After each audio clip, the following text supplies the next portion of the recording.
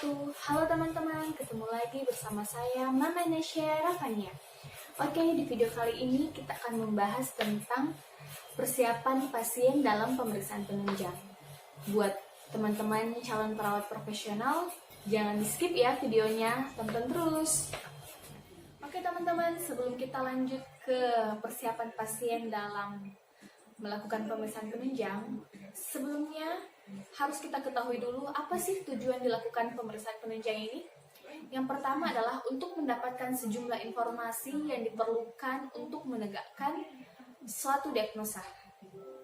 Jadi yang kedua adalah untuk mengetahui perjalanan penyakit dari pasien tersebut. Dan tujuan yang ketiga adalah sebagai sarana untuk mengukur respon pasien terhadap terapi.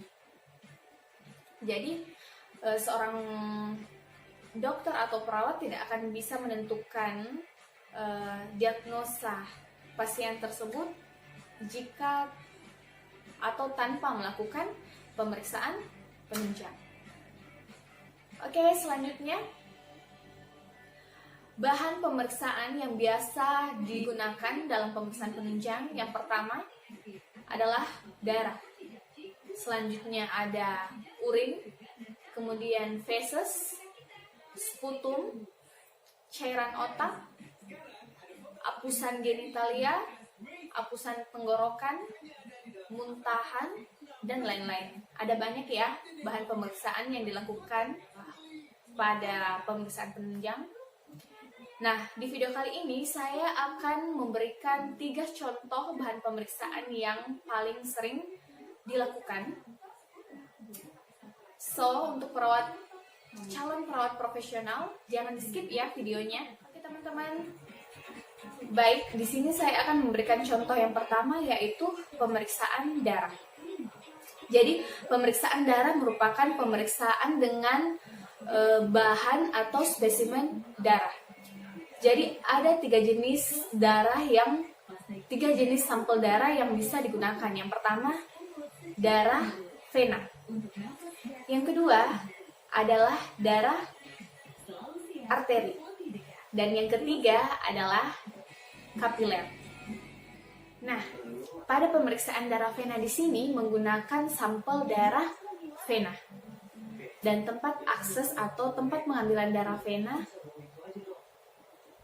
Oke. Nah, untuk pemeriksaan sini adalah saya sebutkan salah satu contohnya ya. Di sini ada trombosit, hemoglobin, hematokrit, dan lain-lain. Nah, untuk pengambilan sampel darah vena di sini, persiapan pasiennya, di sini pasien diberitahu atau diberi penjelasan mengenai apa sih tujuan dilakukannya pengambilan sampel darah vena ini. Kemudian posisi pasien bisa dalam posisi duduk, dalam posisi berbaring dengan tangan lurus maupun terlentang. Nah, untuk pengambilan sampel darah pada pasien gula darah puasa, di sini pasien diminta untuk melakukan puasa, tidak makan dan minum selama 12 jam sebelum dilakukannya pengambilan sampel darah. Nah, tadi untuk pengambilan sampel darah vena ada bermacam-macam yang mau kita ketahui pada pengambilan sampel darah vena. Di sini yang pertama ada hematokrit, ada hemoglobin, ada trombosit, dan lain-lain. Selanjutnya, persiapan pasien pengambilan sampel darah arteri. Nah, di sini lokasi pengambilan sampel darah arteri ini nih. Jadi ada arteri radialis, brachialis, dan femoralis. Sedangkan persiapan pasiennya kurang lebih sama dengan pengambilan sampel darah vena, yaitu dengan memberikan penjelasan mengenai tujuan dilakukan pengambilan sampel darah, kemudian posisinya boleh duduk maupun berbaring dengan tangan lurus maupun terlentang. Nah, untuk pengambilan sampel darah arteri di sini, pasien tidak dibatasi untuk makan maupun minum. Tetapi ingat, pengambilan sampel darah arteri di sini dilakukan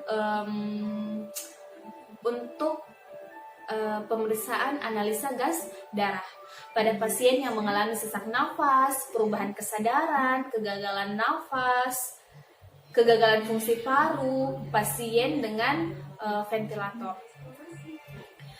Analisa gas darah di sini adalah untuk mengkaji status oksigenasi atau tekanan pada oksigen dan karbon dioksida. Di sini analisa gas darah juga menilai keseimbangan asam basa. Tetapi ingat, pada pengambilan sampel darah arteri di sini dilakukan oleh perawat yang sudah terlatih. Karena pengambilan sampel darah arteri di sini diindikasikan atau diperuntukkan pada pasien yang mengalami kegagalan fungsi paru, yang mengalami sesak nafas dan yang menggunakan ventilator. Pada pengambilan sampel darah arteri di sini biasa disebut dengan analisa gas darah untuk melihat atau mengkaji status oksigenasi pasien dan menilai keseimbangan asam basa pada pasien. Oke, contoh yang kedua ialah pengambilan sampel urin. Di sini pada pengambilan sampel urin yang dilihat adalah warna dari urin itu sendiri, pH-nya, berat jenisnya, baunya, protein, glukosa, dan lain-lain. Nah, untuk persiapan pasien sendiri, di sini sama dengan pengambilan sampel darah, pasien diberitahu cara atau tujuan dilakukan pengambilan sampel urin, di mana diberitahu tujuannya, kemudian cara pengambilan dari urin tersebut. Nah, pada pemeriksaan sampel urin ini atau pengambilan sampel urin di sini, pasien tidak dibatasi makan maupun minum. Tetapi apabila sampel urin diambil pada pagi hari, sebaiknya itu dilakukan sebelum sarapan pagi. Nah, kita lanjut ke contoh yang ketiga, yaitu pemeriksaan sputum, dahak ataupun sekret. Jadi di sini tujuan pemeriksaan sputum adalah untuk mendeteksi adanya tuberkulosis, pneumonia, bronkitis ataupun bronkitaksis. Kemudian apa saja sih persiapan pasiennya? Jadi yang pertama yaitu informed consent atau persetujuan pasien. Jadi dilakukan persetujuan dulu sebelum kita melakukan tindakan ini. Yang kedua, ajarkan pasien teknik atau ajarkan batuk efektif. Jadi gunanya batuk efektif di sini untuk membantu pasien mengeluarkan sputumnya. Kemudian yang ketiga, BTA atau basil tahan asam. Di sini pasien khusus BTA, pasien diberitahu bahwa pemeriksaan ini dilakukan selama 3 hari berturut-turut pada pagi hari pada saat bangun tidur ya, sebelum tanpa makan maupun minum. Jadi khusus pemeriksaan BTA di sini, ini pemeriksaan dilakukan selama 3 hari berturut-turut tanpa makan dan minum pada pagi hari. Oke teman-teman, untuk calon perawat profesional, semoga video ini bermanfaat untuk kalian.